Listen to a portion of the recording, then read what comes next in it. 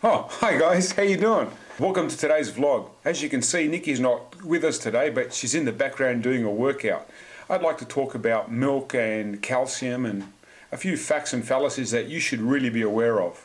So I suppose one of the questions you should really ask yourself is, why is it that you really think that you need to have milk? What's the number one thing that pops into your mind? Calcium, that's right. Well, did you actually know that on an average person, their body weight is made up of about 2% calcium? On average, I just keep it round figures, about 1,000 milligrams a day is what we need. When you get really old, it's about 1,300 milligrams, and when you're really young, it's well under 1,000 at about 700 milligrams. 15 almonds will contain about 40 milligrams of calcium. Moving over to green leafy vegetables, like spinach for example, which all have calcium, broccoli contains about 45 milligrams for every 1 cup of cooked broccoli. So why is milk so popular when it comes to calcium? If you had a glass of milk, a 200 gram tub of yogurt or soy milk, which is about 200 ml, that's going to contain about 300 milligrams of calcium. So that's why it's so popular. But what else does milk contain that we really want to stay away from? Well, for one, there are 59 active hormones, scores of allergens, fat and cholesterol. Did you know it takes 10 pounds of milk to make 1 pound of cheese? And that's why if you're going to have cheese, it's going to be 10 times as bad for you than what it is to have milk.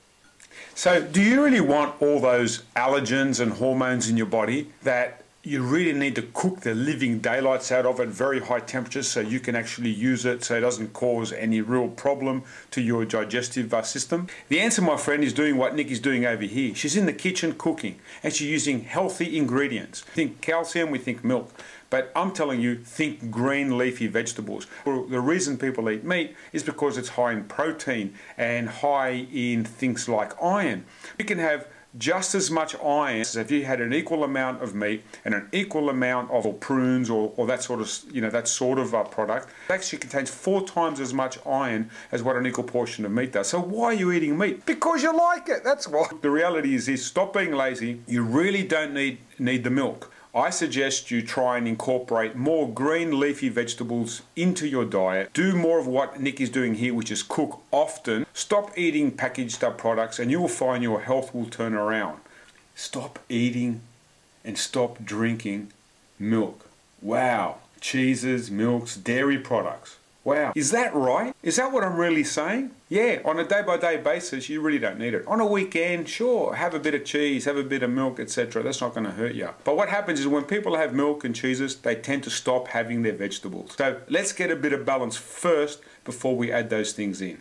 When you choose milk, any of the calories that you're consuming in that milk carton, what percentage of it comes from fat? In whole cream, full cream milk, it's 49%. Think about that for a tick, right? Now you get a 2% milk, right? Which means it's 2% fat. In that glass of milk, did you know that 35% of the calories of that glass of milk, that is only 2% fat, comes from fat? So what you're drinking is fat, guys, and the label is misleading. Look at cheddar cheese, it's like 74% fat. Butter is 100%. So start reading your labels, start understanding what we're talking about, and think about it. You're having your calcium, but you're also getting your fat. If you go to the greens, you avoid all of that. Say goodbye, Nick.